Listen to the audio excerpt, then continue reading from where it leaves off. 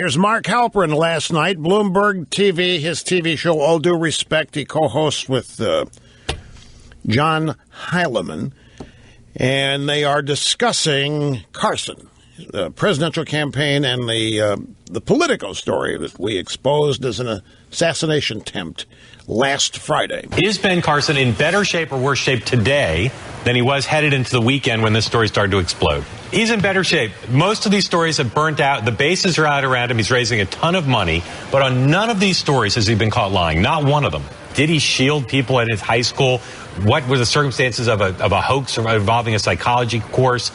All that stuff I just think is meaningless. And why a vegetarian was eating a Popeyes, this is not the stuff. This is not dodging the draft or Jennifer Flowers. No.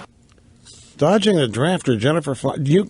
You guys kidding me? You shielded Clinton from all that. What do you mean? And what is this? None of these stories, was he caught lying? As though the media gave it its best shot? That Carson overcame? What is the point here? You guys are admitting that the media is an opposition force, and in this instance, Carson overcame it. You're admitting it. The media is on your side. I think it's a hell of an admission. Here's Howard Kurtz on Fox News. This is Kelly File, Megyn Kelly last night. She said, what do you think are the stakes for Ben Carson at the debate tonight? This debate comes at an opportune time for Ben Carson, who has been whipping the media's butt on these questions about his biography. Fair to raise the questions, but too much overreaching, inflammatory headlines, and places where you publish where you just ain't got it. What does it mean, kicking the media's butt? Stop and think of what these people are saying here for a second, folks. Ben Carson's kicking the media's butt.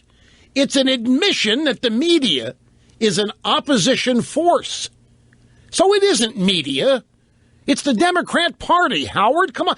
Can we just be straightforward? You guys call yourselves the media as though what you do is gather the news that nobody knows and then you report it. That's not at all what's going on here. You say that these were fair questions to raise? You accuse him of lying. There weren't any questions. There were accusations. Fair? It's like Mary Mapes trying to defend this stupid movie that they made of Dan Rather and his bogus forgery story. They can't stop us from asking the question. They can't. So that's how they camouflage what they do. We're not alleging anything. We're asking the question. Did Bush skip out on his neck? No, there's no evidence that he did. You're raising the question because you want people to think he did. You're lying about it so that you can shape public opinion.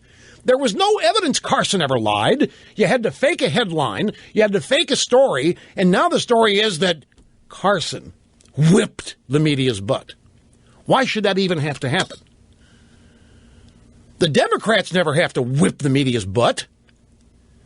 Media's too busy kissing the butts of the Democrats for their butts to have to be beat. But we have to beat the media's butts all the time. And when we do, somehow it's a big deal? Well, it is, actually. But this is a hell of an admission.